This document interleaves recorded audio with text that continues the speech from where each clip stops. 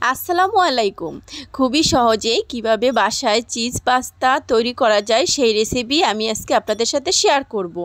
তো আমি এখানে নিয়েছি একটা কড়াইতে আগে থেকেই পানি দিয়েছি, চুলাটা অন করে দিয়েছি তেল আর দিয়েছি একটু লবণ। এটার ভিতরে আমি পাস্তাগুলি দিয়ে দিলাম। এখন আমি এই পাস্তাটা নেড়েচেড়ে সেদ্ধ করে নিব। তো আমার পাস্তাটা কিন্তু সেদ্ধ হয়ে গেছে, এখন পানি ঝরিয়ে তুলে নিব। এইদিকে আমি চিকেন ফ্রাই করে নিব। তার জন্য কিছু কিউব করে কেটে রাখা চিকেন দিয়েছি 1 টেবিল চামচ গোলমরিচের গুঁড়া, লবণ, সয়া সস। এটা দিয়ে আমি একটু ব্রাউন করে ভেজে নিয়েছি। এখন চিকেনগুলো তুলে নিয়েছি। এই প্যানে দিয়েছি রসুন কুচি, দিয়েছি পেঁয়াজ কিউব করে কেটে রাখা, আর দিয়েছি কিছু কাঁচা মরিচের ভিতরের অংশ ফেলে।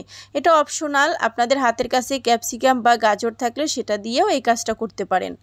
তো এখন আমি এই প্যানে দিয়েছি কিছু বাটার, তার বাটারটা গরম করে নিয়েছি, তার ভিতরে দিয়েছি ময়দাটা দিয়ে কিন্তু অনবরত নাড়তে হবে। এটা কেয়ারফুলিভাবে হোয়াইট সসটা তৈরি করতে হবে। যখনই দেখবেন খুব সুন্দর একটা ফ্লেভার বের হয়েছে তখনই একটু করে দুধ মিশিয়ে নেবেন, ভালোভাবে মিশাতে হবে। আবার একটু পরে আবার একটু দুধ মিশিয়ে নেবেন। এখন আমি এটার ভিতরে দিয়ে দিব কিছু চিজগুলো দিয়ে ভালোভাবে নেড়েচেড়ে নিতে হবে। আমার চিজগুলো কিন্তু মেল্ট হয়ে গেছে। এখন দিয়ে দিলাম চিনিটা স্বাদ মতো দিবেন।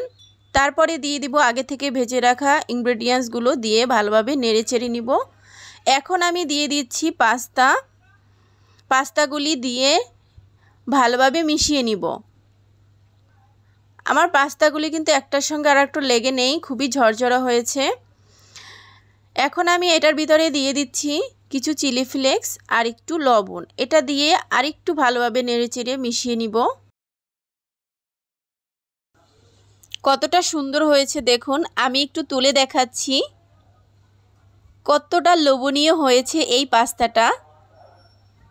খেতেও কিন্তু অসাধারণ একটা টেস্ট ছিল। তো আমার রেসিপি ফলো করেই আপনারা খুব সহজেই বানিয়ে নিতে পারবেন চিজ পাস্তার রেসিপি। আল্লাহ হাফেজ।